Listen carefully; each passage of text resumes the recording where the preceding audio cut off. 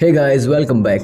अगर मैं आपको कहूं कि आपके पास 10 लाख रुपए हैं जिसे आपको लॉन्ग टर्म के लिए इन्वेस्टमेंट करना है और उस 10 लाख रुपए को 20 साल बाद 1 करोड़ से ज़्यादा के रिटर्न के साथ ग्रो करना है, मतलब अगर आपने 10 लाख रुपए इन्वेस्ट किए तो 20 साल बाद आपके पास 1 करोड़ रुपए होनी चाहिए। और यहाँ आपके पास एक कंडीशन है कि आपको उस इन्वेस्टमेंट के साथ हर महीने एक 50,000 की मंथली सैलरी भी मिलनी चाहिए। जैसे अगर आपने 10 लाख रुपए 20 साल के लिए इन्वेस्ट किए तो 20 साल तक हर महीने आपको 50,000 रुपए सैलरी मिलती रहे और इन्वेस्टेड अमाउंट की वैल्यू भी बढ़ती रहे। अब सुनने में थोड़ा अजीब लग रहा होगा, पर यही SWP की पावर है। SWP एक सिस्टमेटिक विड्रॉल प्लान होता है। यह SIP का उल्टा होता है। SIP में आप हर महीने आपके बैंक से एक फिक्स अमाउंट म्यूचुअल फंड में इन्वेस्ट करते हो, जबकि SWP में हर महीने आपके अकाउंट में एक सैलरी विड्रॉल होती है। अब अगर आप फाइनेंशियली फ्री होना चाहते हो और अपनी रिटायरमेंट को एंजॉय करना चाहते हो और आप ये भी चाहते हो कि आपको कोई काम भी ना करना पड़े, फिर भी हर महीने आपके अकाउंट में 50,000 रुपए आते रहें, तो SWP में आप ये आसानी से कर सकते हो और हर महीने अपने इन्वेस्टेड अमाउंट से सैलरी भी ले सकते हो।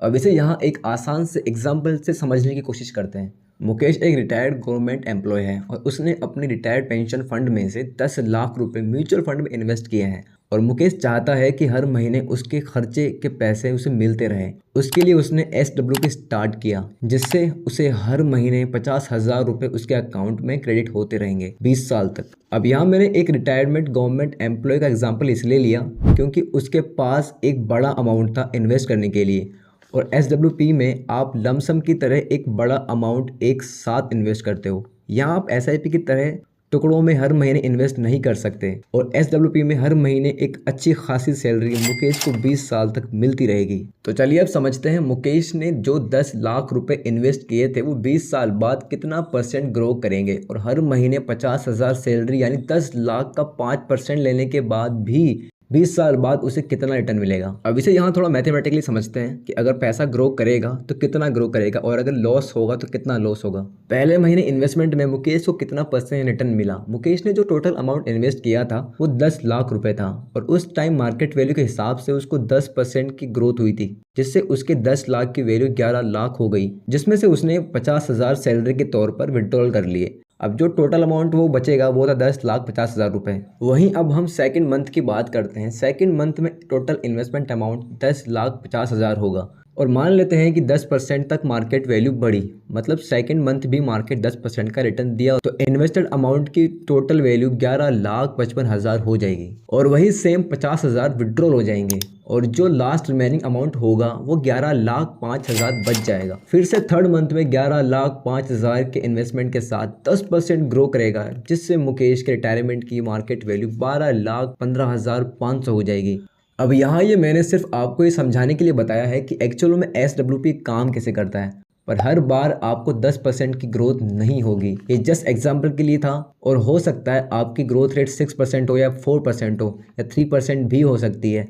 तो मान लेते हैं अगर आपके इन्वेस्टमेंट किए गए अमाउंट की ग्रोथ रेट 3% है और आप विड्रॉल 5% की रेट से कर रहे हैं और ये इन्फ्लेशन अगर रेगुलर चलता रहा तो आपके इन्वेस्टेड अमाउंट की वैल्यू धीरे धीरे कम होती जाएगी। अगर इकोनॉमिक क्राइसिस जैसा कुछ हुआ, मनी इन्फ्लेशन जैसा कुछ हुआ, तो आपका अमाउंट जीरो भी हो सकता है। अब जैसे अगर मुकेश के इन्वेस्टेड अमाउंट की ईयरली ग्रोथ हर महीने 4% है और विड्रॉल अमाउंट 5% है, जो 10 लाख का 5% यानी 50,000 रुपए है, तो ग्रोथ रेट कम है और विड्रॉल रेट ज़्यादा है, तो इन्वेस्टेड अमाउंट धीरे धीरे कम होता जाएगा। और अगर ग्रोथ रेट ज़्यादा है और विड्रॉल रेट कम है तो आपके इन्वेस्टेड किए गए अमाउंट की मार्केट वैल्यू बढ़ती जाएगी। अब यहाँ ये कैलकुलेशन थोड़ा कॉम्प्लेक्स है, लेकिन मैं आपको एक सिंपल तरीके से समझाने की कोशिश करूंगा। मुकेश के इन्वेस्टेड अमाउंट की ईयरली ग्रोथ 4% है, यानी 10 लाख रुपए 4% के इंटरेस्ट रेट से ग्रो करेंगे 20 साल तक। अब अगर हम 4% कंपाउंडेड एनुअली देखें तो 20 साल बाद उसका इन्वेस्टेड अमाउंट 2.9 टाइम्स बढ़ जाएगा। जैसे इन्वेस्टेड अमाउंट 10 लाख रुपए एनुअली ग्रोथ 4% है, तो पर मंथ 4% की ग्रोथ रेट के हिसाब से 10 लाख की मार्केट वैल्यू पहले महीने 10,40,000 हो जाएगी। अब इसमें 5% यानी 50,000 विड्रॉल भी होगा, जिससे इन्वेस्टेड अमाउंट की वैल्यू 10 लाख से